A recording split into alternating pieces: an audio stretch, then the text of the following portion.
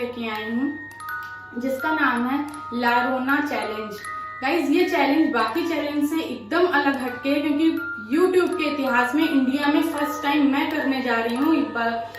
और ये चैलेंज मैं आपको बता दूं मैक्सिको से उठा था, वहाँ की एक रियल लड़की थी, उसके ऊपर ये चैलेंज बना है। और पूरी दुनिया में इस चैलेंज को न जाने कितने लोगों ने किया है, लेकिन सिर्फ गिने चुने लोगों ने किया है। और जिन लोगों ने किया है उन लोगों के साथ बहुत भयानक भयानक घटनाएं हुई हैं। उनका एक्सीडेंट हो गया है, कुछ की डेथ हो गई है। और इस चैलेंज को आज मैं करने जा रही हूँ। गाइज ये जो लड़की थी ना, जिसका नाम था मारिया, इस लड़की पे ना एक हॉलीवुड की मूवी भी बन चुकी है, the cursed of weeping women. Of course आप लोगों ने देख ली होगी। और इस चैलेंज को आज मैं करने जा रही हूँ, उसको बुलाने जा रही हूँ। इसमें होता ये है कि पहले उसकी स्टोरी सुनानी होती है, तब देन चैलेंज करना होता है। ये चैलेंज आज का बहुत ज्यादा क्रीपी होने वाला है। और गाइस कहीं मत जाइएगा और लास्ट तक बने रहिएगा। और चैनल पे अगर नए हो गाइस तो सब्सक्राइब कर लीजिए और प्लीज वीडियो को लाइक कर दीजिएगा, ज्यादा से ज्यादा लोगों को शेयर जरूर करिएगा। तो शुरू करती हूँ मैं उस मारिया की कहानी को। गाइस मैक्सिको में एक गांव में एक गरीब लड़की रहा करती थी, जो कि बहुत ज्यादा बेइंतहा ब्यूटीफुल थी, बहुत सुंदर लड़की थी। उसका नाम मैंने आपको पहले बताया मारिया था।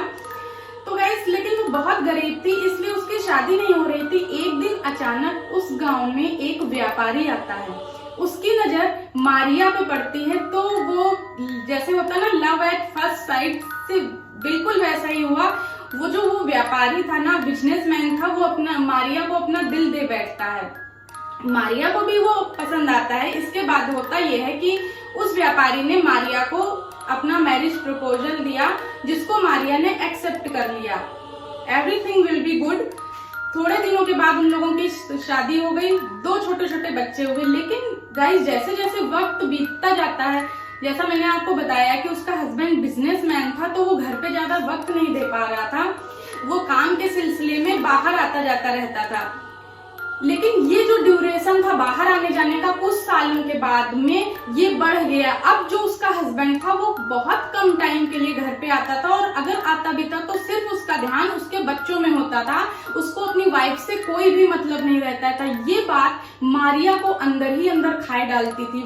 इसके बाद हुआ ये गाइस कि वो आदमी बहुत सालों के लिए आया नहीं। जब उसको ये लगा कि मेरा हस्बैंड घर नहीं आ रहा है, वो रात दिन रोया करती थी। रो रो के ना उसकी यहाँ पे सब चीज में ऐसे गड्ढे जैसे बन गए थे। लग रहा था जैसे किसी ने निशान बना दिया है, लेकिन वो निशान सिर्फ और सिर्फ उसके रोने के थे। फिर एक दिन उसे ये पता चलता है कि शहर में उसके हस्बैंड ने किसी और खूबसूरत जवान लड़की से शादी कर ली है। तो ये बात मारिया को नागवार गुजरती है, उसको एकदम बर्दाश्त नहीं होता है। वो अपने आप को एकदम पागल सा कर देती है। तो उसे ये समझ नहीं आता है कि वो अपने हस्बैंड से बदला कैसे ले, क्योंकि वो तो अपने हस्बैंड को बहुत ज्यादा प्यार कर रही होती है, लेकिन उसके हस्बैंड ने उसके साथ लॉयल्टी बिल्कुल भी नहीं की थी, उसका धोखा दिया था। तो मारिया का मानसिक संतुलन ना एकदम जा चुका होता है। वो ये करती है कि जो उसके छोटे छोटे बच्चे होते हैं उनको नदी के पास लेके जाती है और उनको डुबा देती है। गाइस जस्ट इमेजिन, अपने खुद के बच्चों को कोई कैसे ऐसे कर सकता है, लेकिन गुस्से में ना वो उनको नदी में डुबा देती है। उसके बच्चे चीख रहे होते हैं, चिल्ला चिल्ला के कह रहे होते हैं, माँ डोंट डू दिस, माँ ये मत करो, लेकिन उसको कुछ समझ नहीं आता है। जब बच्चों की चीखने की आवाज उसके कानों में जाती है ना, तो उसको एकदम से वो झकझोर सी जाती है। उसे लगता है कि ये क्या मैं कर रही हूँ, लेकिन तब तक उसके बच्चे उससे बहुत दूर जा चुके होते हैं, नदी में कहीं बह चुके होते हैं।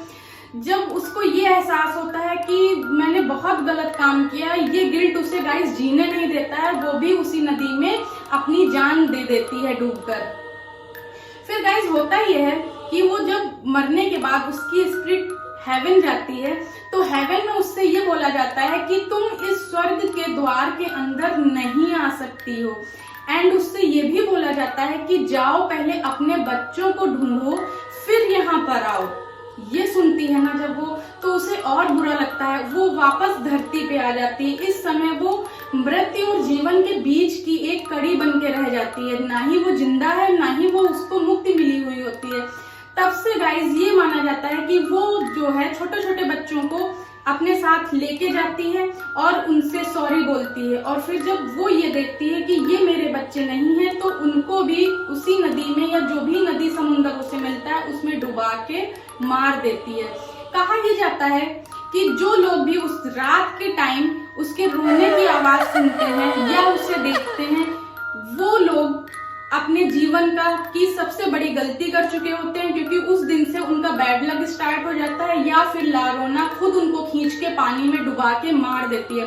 गाइस, आज भी मैक्सिको में लोग रात में लेक, पॉन्ड, रिवर और समुद्र यहाँ पे बिल्कुल भी नहीं जाते हैं और ना ही अपने बच्चों को ले जाते हैं आफ्टर सनसेट।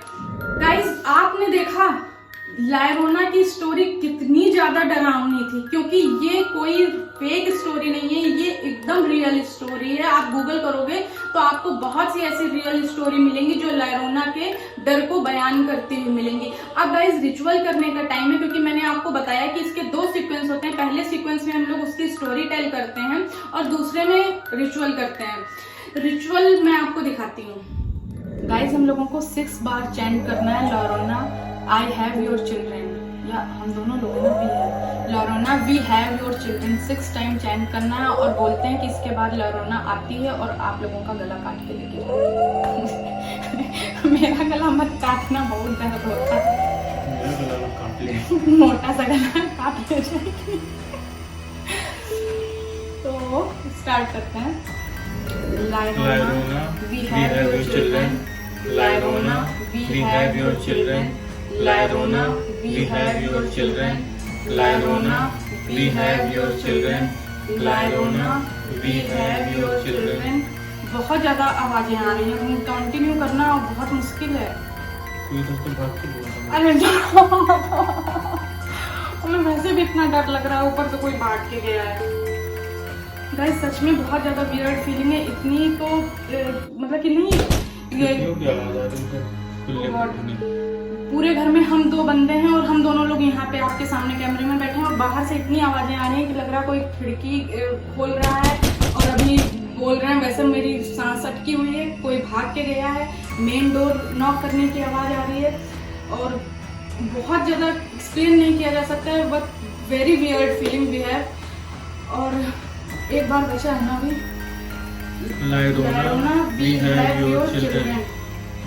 ये यहाँ पे तो एंड हो गया है, लेकिन जो हम लोगों की फीलिंग है ना, जो हम लोग सोच रहे हैं, जो हम लोगों पे बीत रहा है, वो एक्सप्रेस करना उतना आसान नहीं होता है।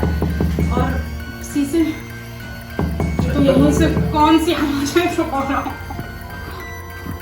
जो मिरर में ही आवाज आई, ये लग रहा था जैसे नहीं कुछ मिरर में चिटक। ओ गॉड, वो देखा चिटक गया। मेरा कहना था गाइस, सिर्फ लग रहा है जैसे शीशा चिटकने की आवाज आई है और पता नहीं कैसे शीशा चिटक गया है। दिखाओ भैया, ये देखिए, कैंडल दो, कैंडल ये देखिए, दिखाओ कैंडल से। ये देखिए गाइस, ये शीशा अपने आप चिटक गया अभी बिल्कुल, आप देख रहे हैं। और मुझे छत पर तो किसी की चलने की भी आवाज़ आ रही है। तो इस वक्त रात के 2:30 बज रहे हैं और हमारे घर में कोई है भी नहीं। ये रिचुअल बहुत ज़्यादा डेंजरस है, ये बहुत ज़्यादा स्कैरी है। बस आप लोग प्लीज़ अपने घर में मत ट्राई करिएगा, और सब कुछ ठीक रहा तो हम लोग ज़रूर आपसे अगली वीडियो में मिलेंगे। सबसे ज़्यादा इस वीडियो में मतलब कि वियर्ड सा ये था कि हमारा मिरर ब्रेक हो गया है। आपने देखा वो पता नहीं कैसे चिटक गया, मैंने सिर्फ बोला कि मिरर से ही आवाज आई चिटकने जैसी, और नजर पड़ी तो वो चिटका हुआ था। मेरी तो जबानी एकदम। अच्छा, मुझे लगा कि ऊपर कोई बहुत तेज से चला, हाँ। उसकी वजह से उसकी जो है ये शीशा चिटक गया। मुझे डर लगा ये नीचे ना आ जाए गिर के पूरा शीशा। क्या ही बोलूं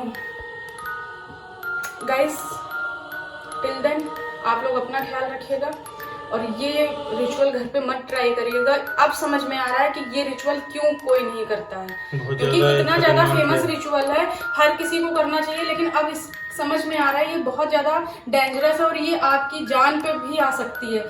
तो guys till then okay, bye bye.